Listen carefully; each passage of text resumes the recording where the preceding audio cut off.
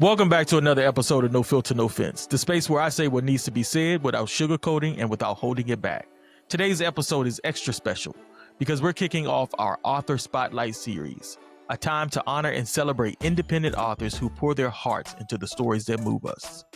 But this one hit home, y'all, literally, because today I'm sitting across from my beautiful wife, Ana, who just happens to be a powerhouse of creativity, the author of the award-winning book Guide Me Home and the novel Triggered. And tonight we're going to be chatting about her most recent work, a holiday romance entitled Until Christmas Night. We're going to have some fun, some laughs, maybe even a little bit of mushy-gushy as we talk about what it means to support your partner's creative journey and the beauty that comes when love meets purpose. So y'all ready to get into it? Let's do this. Ana, what you got to say before we get started? I just want to say that I'm happy to be here. I'm honored to be a part of No Filter, No Fence. You know, this is my first time joining you. So this should be interesting for the both of us. Yes. Just talking, just in conversational terms and also about the book. It should be interesting and fun. All right, well, let's have some fun then. Mm-hmm. So let's start with Until Christmas Night. The synopsis alone sounds like that could be a movie, maybe? I don't know. You know, one elf, one wish, one shot at love. Where did this story come from? What made you want to mix fantasy and Black romance in such a fresh way? Well, I knew I always wanted to write a Christmas story of some sort. But I don't necessarily like the Hallmarky type stories, the really cheesy, corny, you know, at every step that's going to happen. And so I had to sit and think about how would I approach a Christmas story that feels like us and Christmassy as well, and coming from a different, I guess, a different point of view. And so I just sat and pondered and had to really come up. I don't know what you call it. I just had to come up with something because I didn't want it to sound like everybody else's.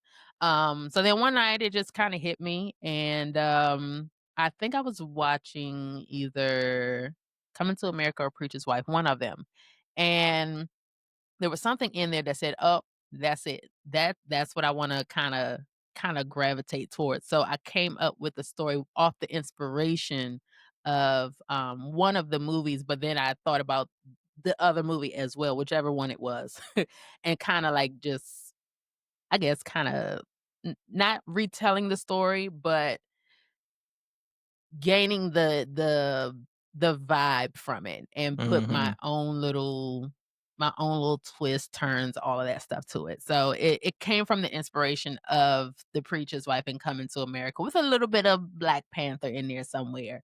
That's what inspired me to write it the way that I did. So you always knew that it was going to be a Christmas story? Yes. Okay, so it didn't Yes. evolve into it.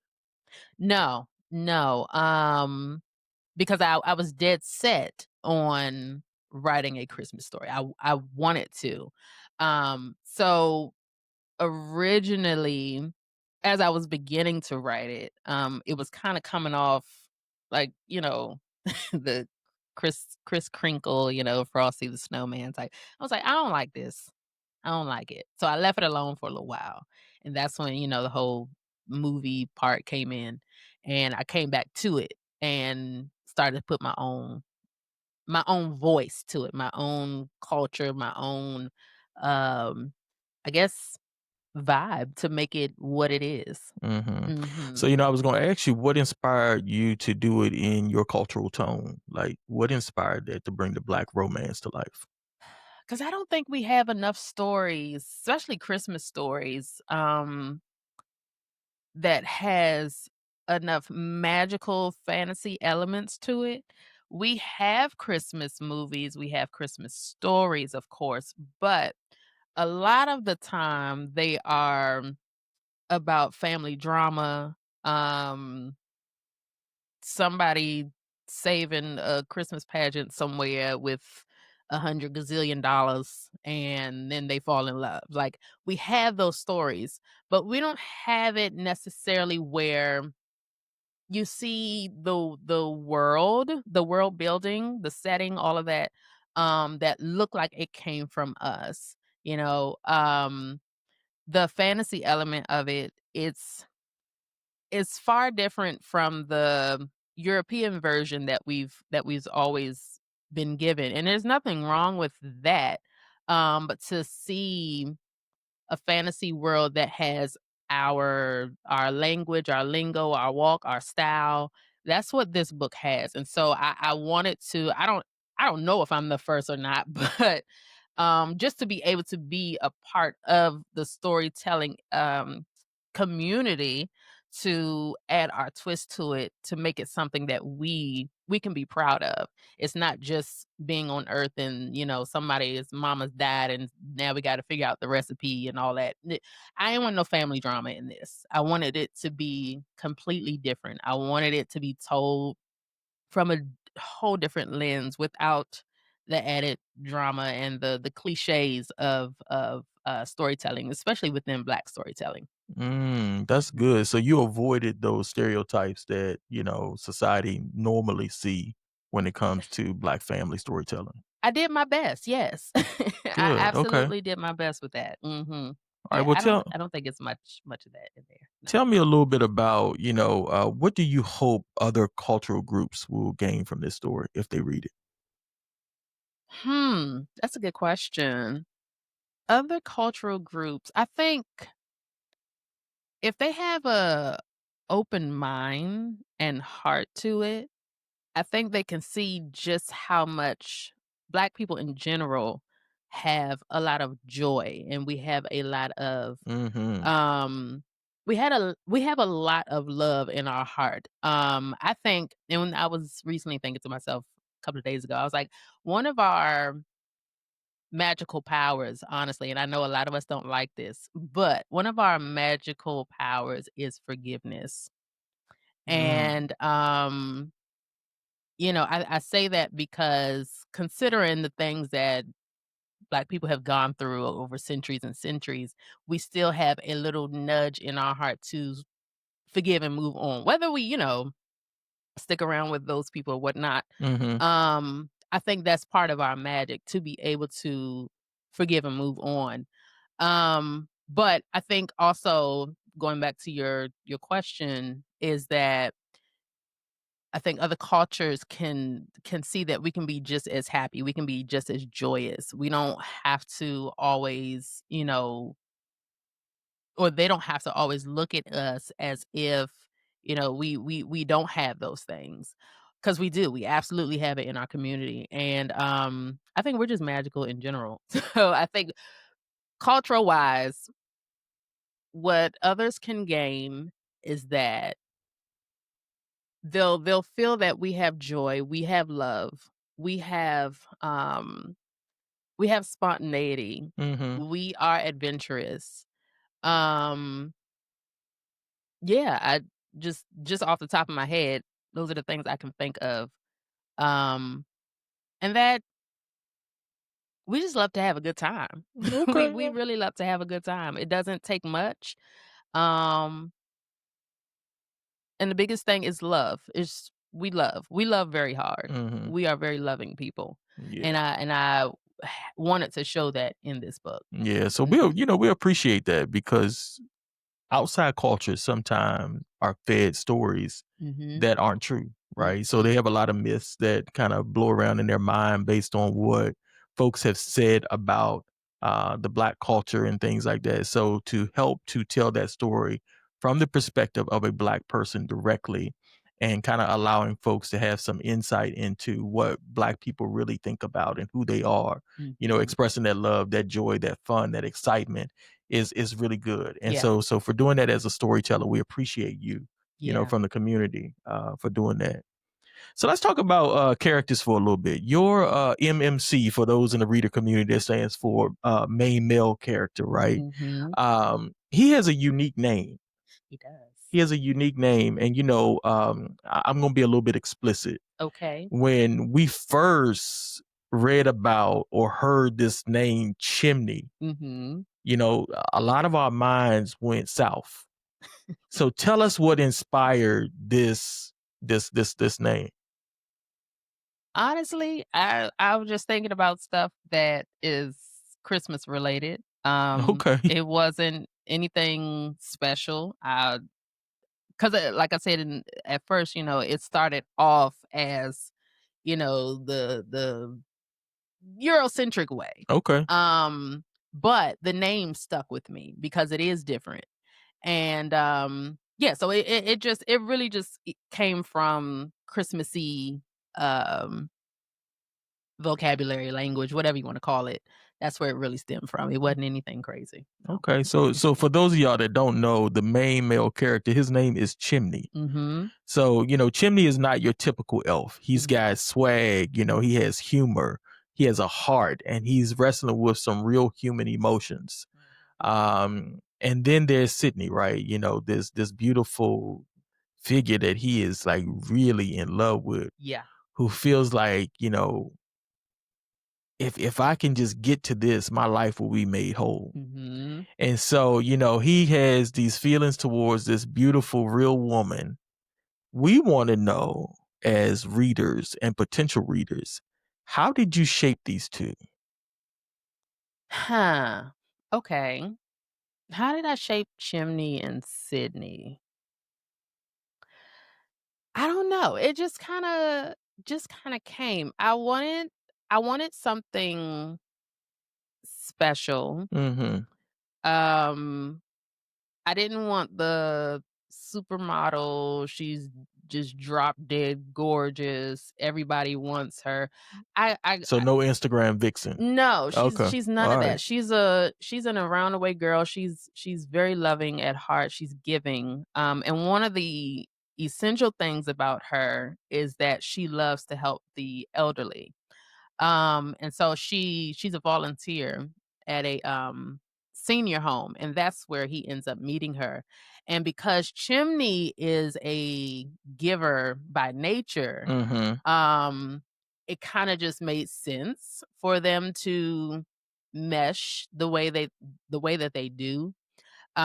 So I didn't have anything, like, really set out for her, I guess. Mm-hmm. I just wanted her to be that around the way girl, that she is beautiful, but she's kind of, I guess, put back in she's a behind the scenes type of girl. Mm-hmm. Um And that's kinda like what Chimney gravitated towards. He Mm-hmm. wasn't the one that, "Oh, she has to be this, that, and the other." He's like, "Whoever she is, I'm gonna automatically know." And so, when he saw her, he was like, "Oh, yeah, there she is right there." So Mm-hmm.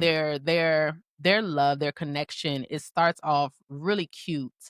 Um, and you can feel there's an instant connection, but it takes just a tiny bit of time for them to kinda get in on the program with it. Okay. Yeah, so yeah, I don't know, So when Chimney saw her, she smelled like woman. basically. That's an inside joke. Y'all catch up with that a little bit Basically, later. yeah. Okay, so what do you hope readers see or feel in their connection? Hmm, what do I hope for readers to see or feel? Listen to that regurgitation, y'all. It is a bit of Insta Mm-hmm. love.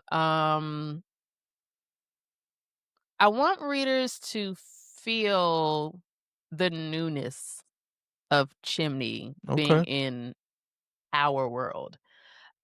So the Um, real world. the real world, yes. Okay. Um, I want readers to feel the softness of a man compared to a lot of other, characters who are already downright just strong and go straight in. The flirting and all that is he's dominant and all that.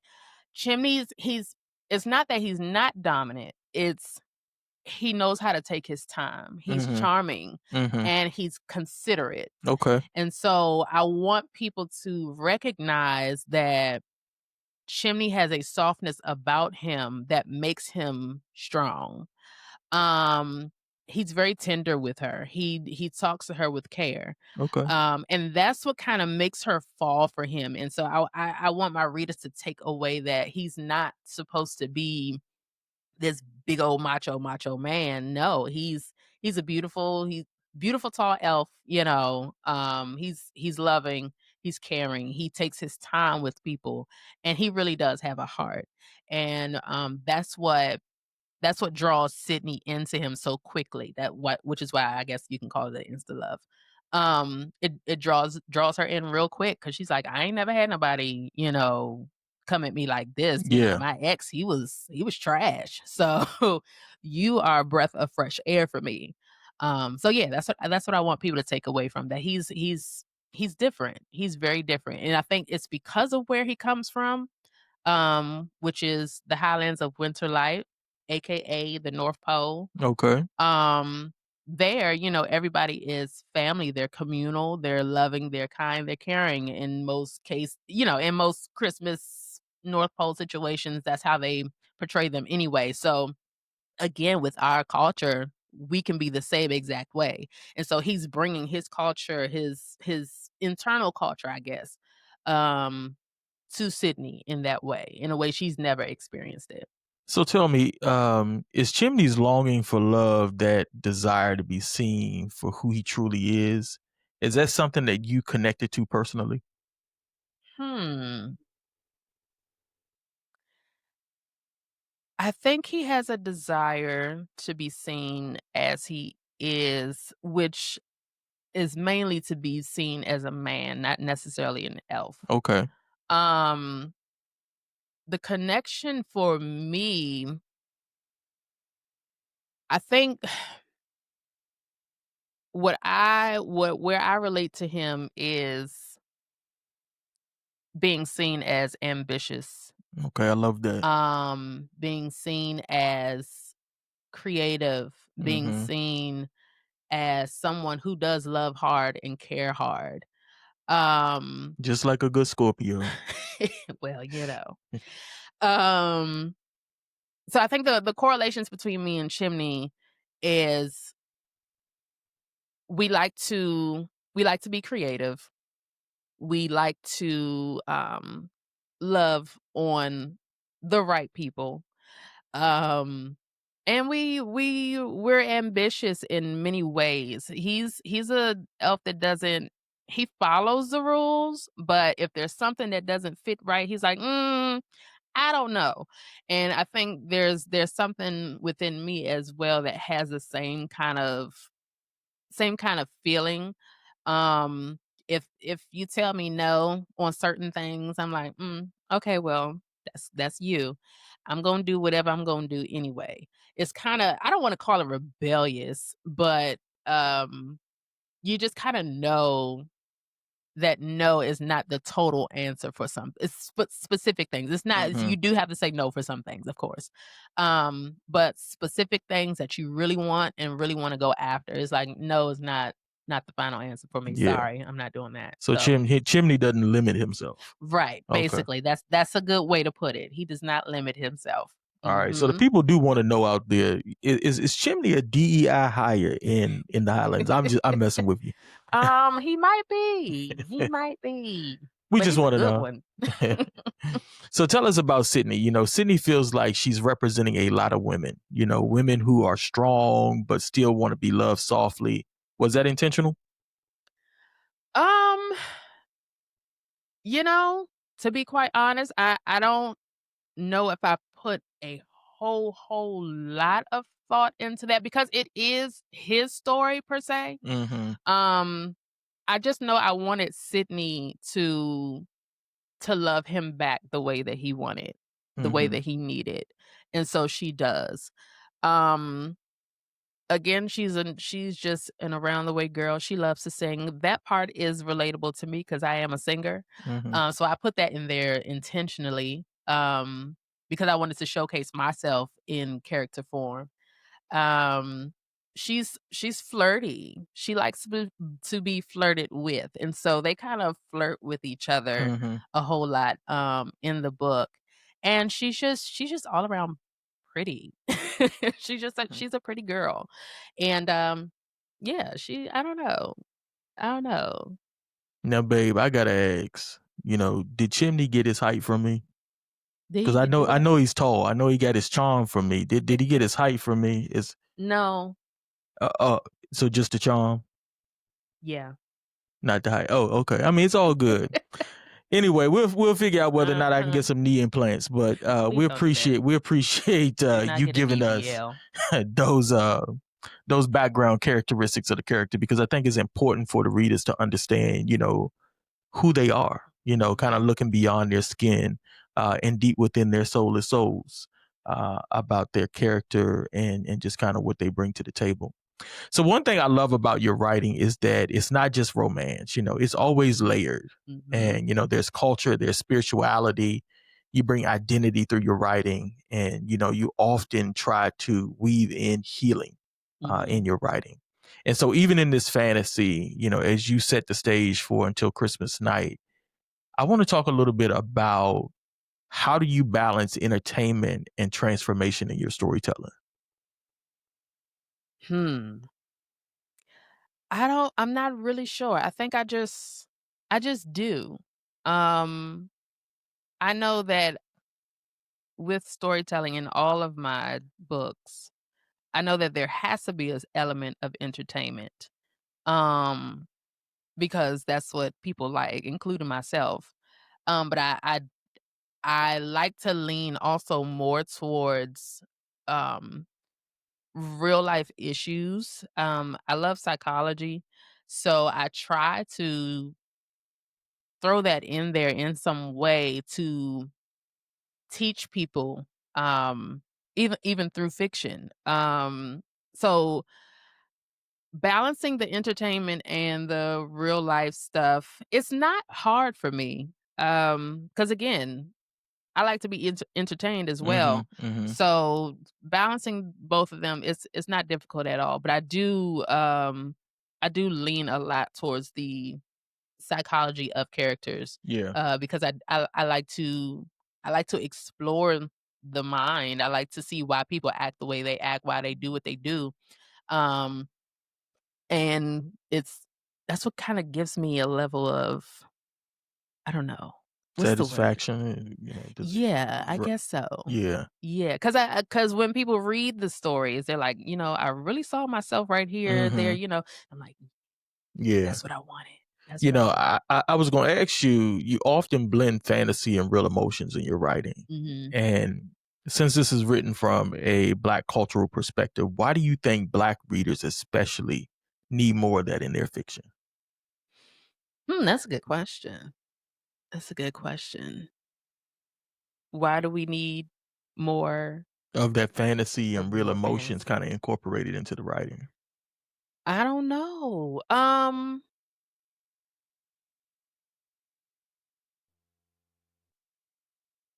I mean, we can come back to it, y'all, Yeah, because she let's didn't come have back. these I questions, but didn't. Let I, let me come back to that one.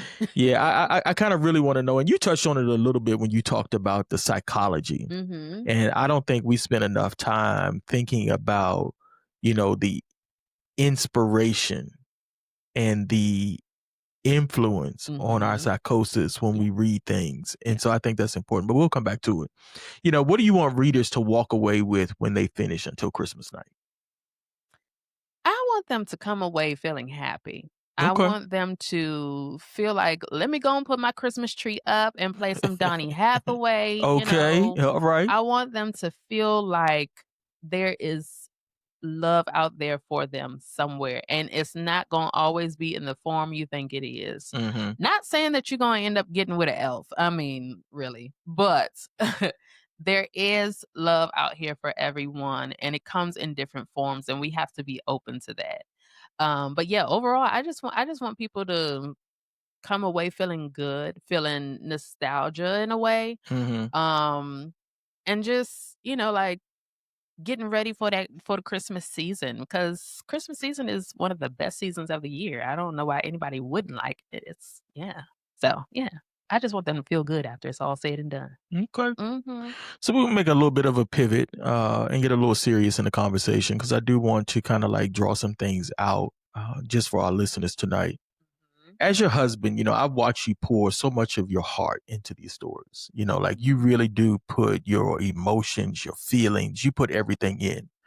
when you're developing your writing. And I've seen how, they heal not just the readers, but even us, the conversations that they inspire, the hope that they give. And I just want to say that I'm proud of you. Thank you. And so, it really means a lot to see you put true heart into Mhm. your work. Mhm. So you've written deeply emotional books like this before. Mhm. This one isn't as deep as some of your other ones, No. like Triggered and Guide Me Home, that tackle pain. They address faith and self-discovery. Mhm. How does Until Christmas Night fit into your evolution as a writer and a woman? Hmm.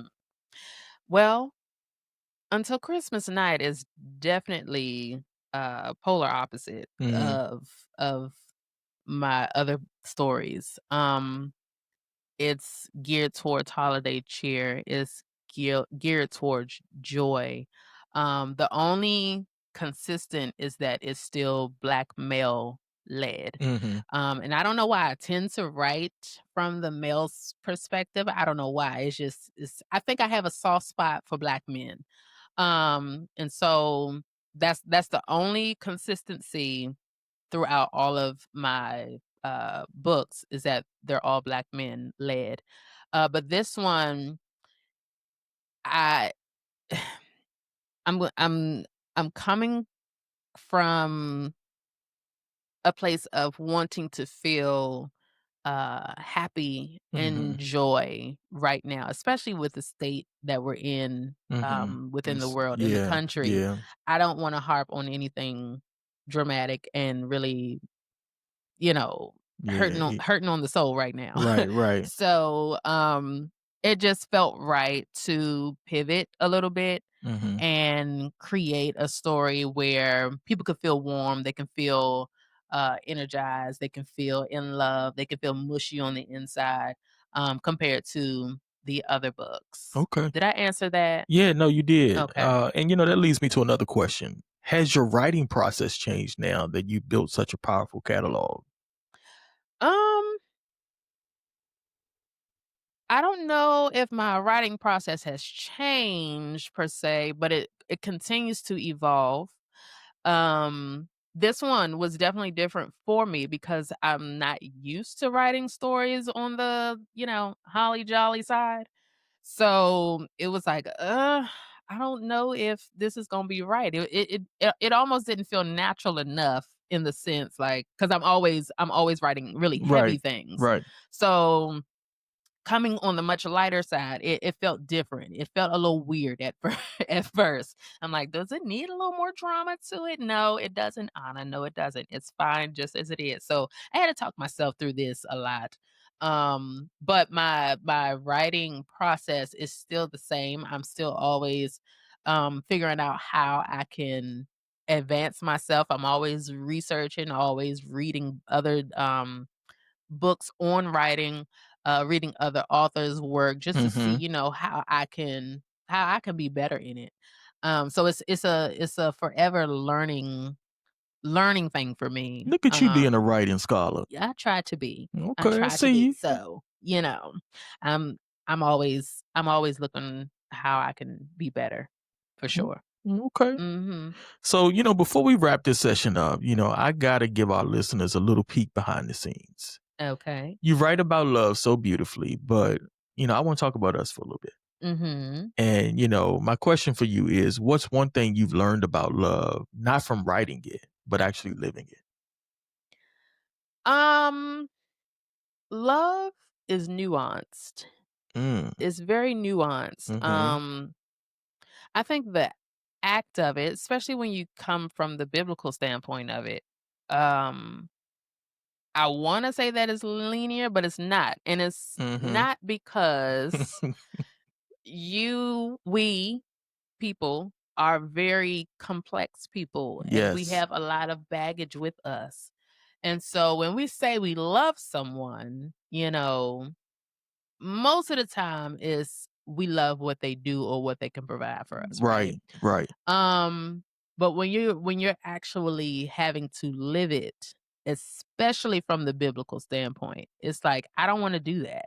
I don't wanna do that because Mhm. he or she, they hurt me, they said this about me, or even if it wasn't intentional, it's like love is patient, love is kind, and it's like, I don't wanna be patient with you. I wanna knock you right between them washers right now, it's very nuanced Oh, because we're yikes. we're putting Who you our who you loving? I'm just saying, is in general. Um it's you made me lose my thought. I'm sorry about that, baby. It's nuanced because we are coming from our emotions most Right, of the right. time. We're loving from our emotions instead of what is actually right. So I've learned that over time, and you have to kinda kill the flesh of you Yes. when it comes to love, because every day you don't want to do it all the time. Right, You right, just don't. But you push past what you're feeling.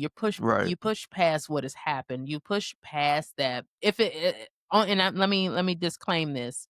Um this is only if your life is not in danger of any sort. Like, if your life in danger, please get out. Yes. Whatever you can get out. But we're not talking about that. We're just talking about a regular old Developing love personal you. development, I'm yeah. here with you forever. We in this thing. It develops you. Love really does develop you.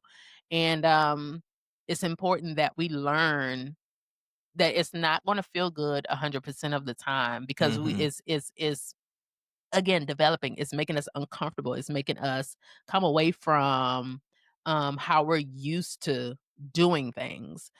We have to learn how to love the other person. That's sometimes asking, well, how do you need me to love you? Right, right. Because we can always love how we wanna be loved, but the other person may not wanna be loved that way. They may Yeah. need this. So it's nuanced, it's complex, but it's necessary. It's necessary because it tears down walls. It tears down the what do you call it? The art of the not the artificial, the what's the other word? Lord have mercy. Barriers? What you looking for? No. Superficial, thank you. The Superficial. superficial idea of love. And, it teaches you about yourself. Yeah. It really does teach you about yourself. Yeah, I like to say that love is chemistry, right? Love is about Mhm, finding balance. And oftentimes people mistake love for acts, right? mhm. The things that you do for me, the things that you give me. Did we have a good date? Yeah. That's not love. And so, kind of what you just described for our listeners is learning to unconditionally love somebody. Mhm, And love has no bounds, right? It does not stop.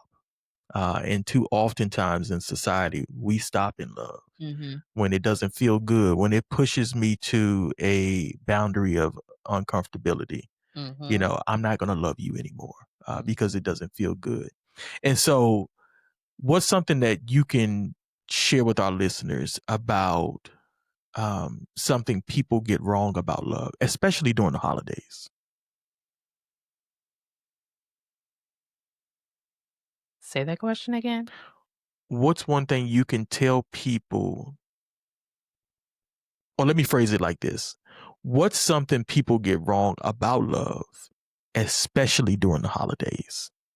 And I'm speaking kind of about Christmas because there's some people who will get upset with their partner if they don't have 700 gifts under the tree that each cost $1,000 or more. Mm. Yeah, I was gonna go that route. You gotta remember that love is not all about you. Um, and joining it to Christmas, gifts are great. They're great. But that's not the the totality of love. It's a language that many of us have, but it's again not the totality of someone actually loving you.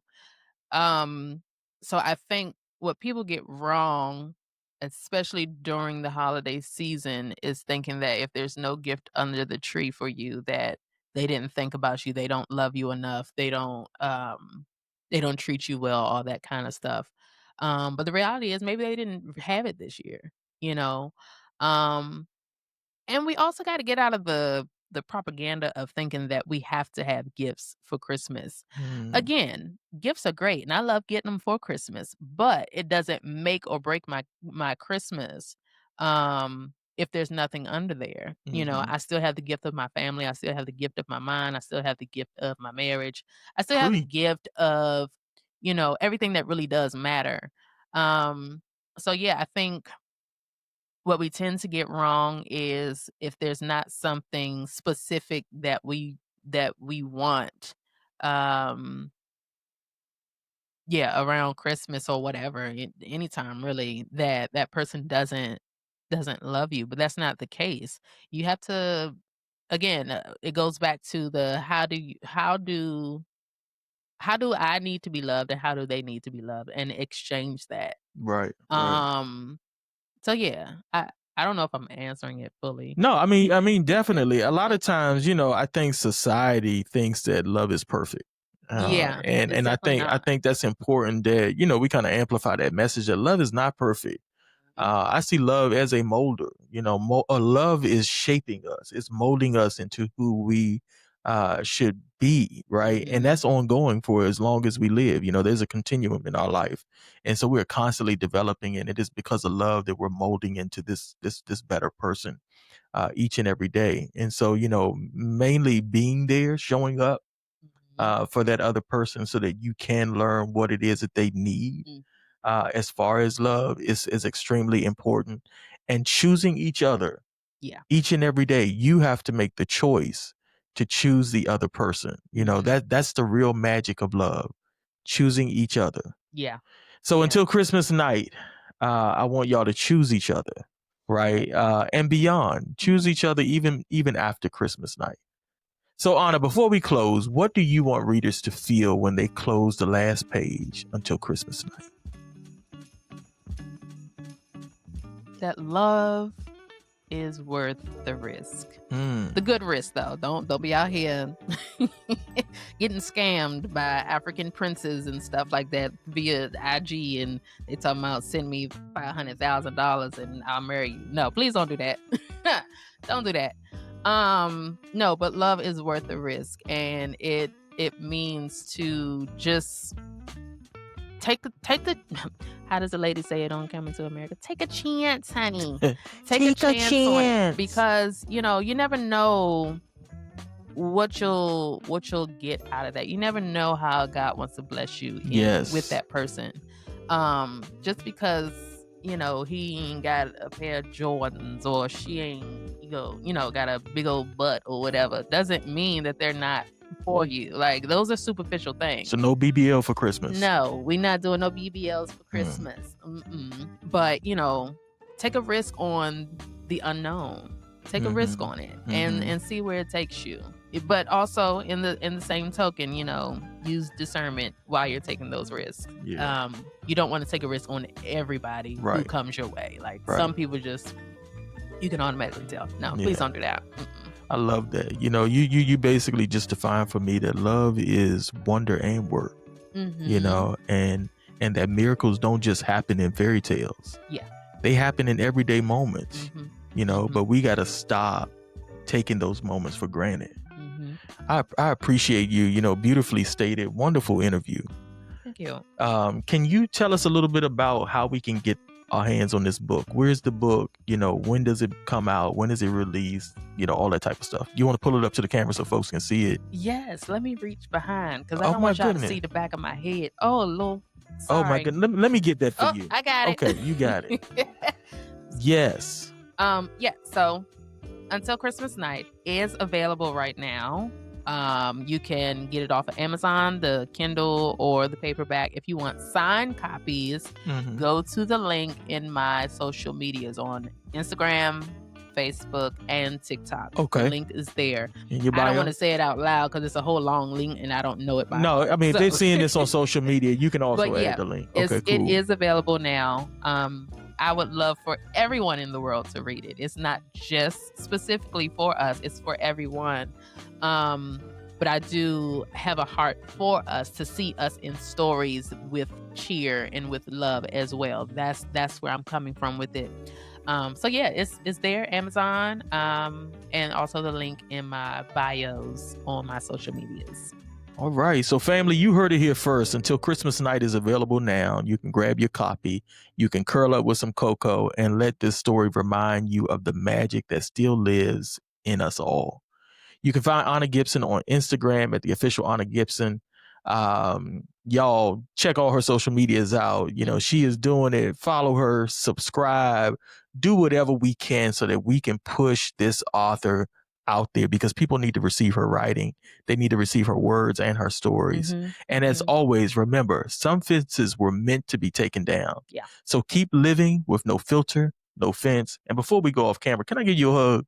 Come on, honey. Now don't show the back of my head, because you know my cornrows gonna show. So proud of you. Thank you, Pat. Good job. Now it's following you. Thank y'all so much. And have a beautiful one. Peace.